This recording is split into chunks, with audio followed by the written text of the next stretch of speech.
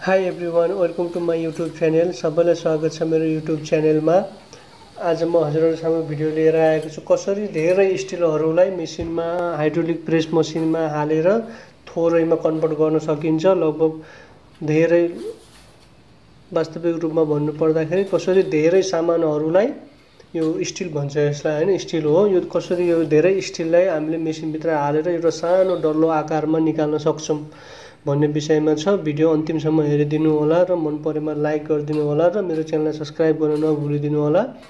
हेर्नुस् यो स्टिलहरु मेसिन सबै यो हातले हाल्नुपर्छ। यो मेसिनमा सबै हातले यो स्टिलहरुलाई हातले भित्र हालेर त्यो मेसिनले दबाउँछ, प्रेस गर्नुपर्छ। हाइड्रोलिक सिस्टम हो। मेसिनमा स्विच हुन्छ एउटा, त्यो स्विचलाई दबाएर मेसिनले त्यो जब हामी यो भित्र हाल्छौं फुल भयो हैन, त्यसपछि मेसिन दबाएर त्यसलाई खाप्नुपर्छ। खाँदै गरेर फुल भएपछि बल्ल पछि हामीले खोलेर त्यसलाई पछि बाँधेर बन्डलहरुलाई बाँधेर निकाल्नुपर्छ। भिडियो अन्तिमसम्म नछुटाएर हेरिदिनु होला, बल्ल हजुरहरुलाई बुझ्न सजिलो हुनेछ। यो चाहिँ हाम्रो मलेसियाको हो। हेर्नुस् यो साथीहरुले यो स्टिलहरुलाई सबै मेसिनमा हाल्दै हुनुहुन्छ। यो सबै हातले नै गर्नुपर्छ। यस्तै छ परदेशमा पसिनासँग पैसा सार्दै हुनुहुन्छ हाम्रो साथीहरु। गाह्रो छ परदेशमा पैसा कमाउनको लागि। सबै यो भारी हुन्छ, वेट हुन्छ हैन। अब जस्तै हामीले यो धेरै सामानहरुलाई सानो डल्लोमा कन्भर्ट गर्नको कारण के भनेपछि जस्तै हामीले ट्रकहरु लोड गर्नु परेपछि जस्तै यस्तो धेरै त हामीले लोड गर्न मिल्दैन, किन भनेपछि धेरै हुन्छ। जस्तै हामीले अब यसो कन्भर्ट गरेर एउटा डल्लोमा गरायौं भनेपछि अब ट्रकमा धेरै सामानहरु लोड गर्न मिल्छ, अब धेरै हाल्न मिल्छ, धेरै अटाउँछ ट्रकमा। यो भनेको टाइम स्पेस सेभ भन्छ हैन, किनभने ठाउँ पनि सेभ हुन्छ। त्यो ट्रकमा हामीले सामान लोड गर्नु पर्यो भने त्यसमा ठाउँ पनि कम पर्न जान्छ अनि लगभग सामानलाई स्टोर गर्न पनि सजिलो हुन्छ। किनभने यसो धेरै त राख्न त ठाउँ हुँदैन, किनभने अब प्रेस गरेपछि त्यो मेसिनमा प्रेस गरेर डल्लो बनाएपछि हामीले सामानहरु त्यो डल्लो बनाएको त खाँदेको हुन्छ, त्यसमा भारी हुन्छ, वेट हुन्छ हैन। त्यसलाई हामीले स्टोर गर्नु पर्यो, राख्नु पर्यो भने सजिलो हुन्छ। धेरै कुरामा सजिलो हुन्छ, सबै धेरै कुरामा बेनिफिट छ हैन। त्यसैले यो यसो गराउनु पर्छ। हेर्नुस् है, भिडियो अन्तिमसम्म नछुटाएर हेरिदिनु होला, हजुरहरुलाई बुझ्न सजिलो हुनेछ। हेर्नुस् कसरी त्यो हाइड्रोलिक चलिरहेछ। हेर्नुस् है, प्रेस भइरहेछ सामान। हेर्नुस् त्यो एरोलाको चिन्हमा हेर्नुस् हैन, त्यो प्रेस गरिरहेछ। त्यसले हाइड्रोलिकले तल खाच्छ, स्टिलले तल खाच्छ हैन, बिस्तारै खाच्छ। त्यस्तै गर्दा त्यसमा धेरै अट्छ। लगभग त्यसमा 15 क्विन्टलसम्म हुन्छ एउटा डल्लो, 15 क्विन्टलसम्म हुन्छ। यसो हामी सबै यसरी हालेपछि 15 क्विन्टलसम्म एउटा डल्लो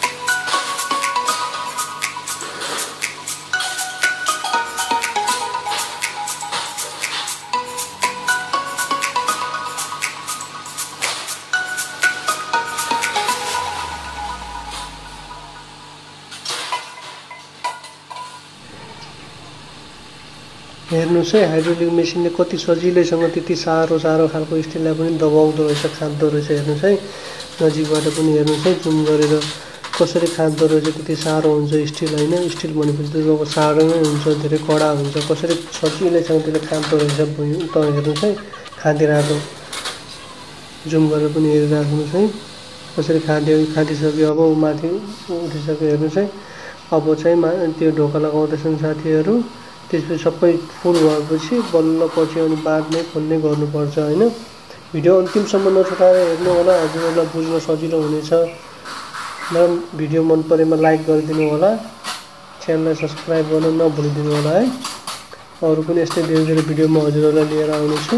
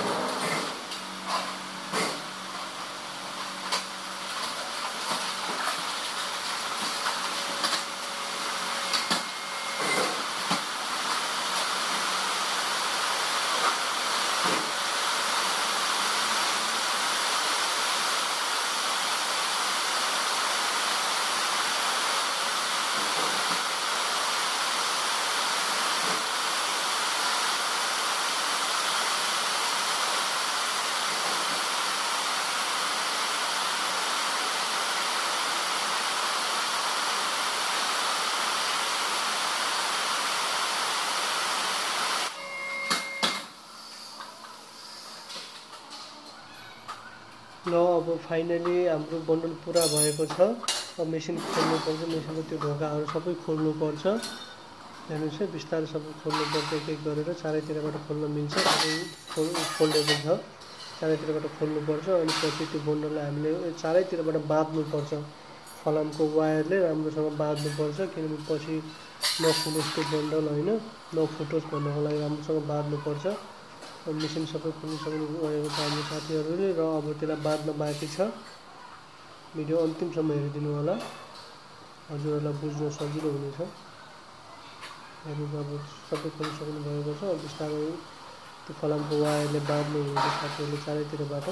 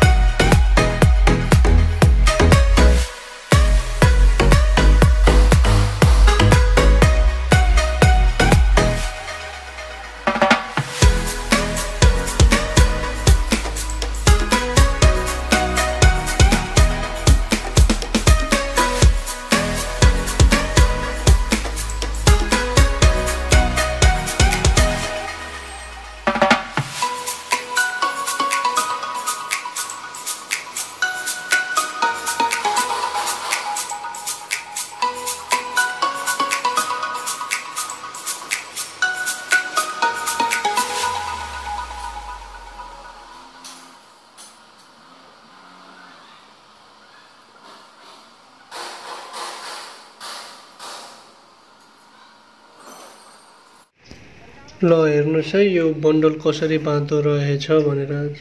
यतापट्टि 4वटा हुन्छ बाँध्ने, उता साइडमा 2टा, एक साइडमा 4वटा, एक साइडमा 2टा बाँध्नुपर्छ। हेर्नुहोस् है कसरी वायरले, फलामको वायरले बाँध्नुपर्छ। यो 1 भयो, यो 2 भयो, 3 4, यो डबल डबल वायर बाँध्नुपर्छ। एक साइडमा 4वटा हुन्छ बाँध्ने, अर्को साइडमा 2टा हुन्छ बाँध्ने। हेर्नुहोस् है, सबै त्यो फलामको वायरले बाँध्नुपर्छ। अर्को साइडतिर हेर्नुहोस् है, 2टा हुन्छ। यो एक साइडमा 4वटा भयो, यो साइडमा 2टा, हेर्नुहोस् 2टा, यो साइडमा 2टा हुन्छ। डबल डबल बाँध्नुपर्छ वायर। यसको यही हो, यो साइडतिर 4 भयो होइन, उता साइडमा 2। हेर्नुहोस् है, बन्डल अब हुँदैछ। अब फाइनली बन्डल कम्प्लिट भएको छ। अब यसलाई निकाल्नुपर्छ बाहिर। बन्डल भयो, अब निकाल्नुपर्छ। बन्डल पनि निकालिसकेको छ, अब कम्प्लिट भयो, सकियो बन्डलको काम। अब अर्को बन्डल पनि यसै गरी बनाउनुपर्छ। यो 15 कुन्टल हुन्छ यसको वेट। यो त भिडियो अन्तिमसम्म हेरिदिनु भएकोमा सबैलाई धेरै धेरै धन्यवाद। र भिडियो मन परेमा लाइक गरिदिनु होला, र मेरो च्यानल सब्सक्राइब गर्न नभुलिदिनु होला। अर्कोचोटि पनि म हजुरहरूलाई यस्तो यस्तो धेरै भिडियोहरू लिएर आउने बाचा गर्दछु। हवस् त, धन्यवाद। जय नेपाल।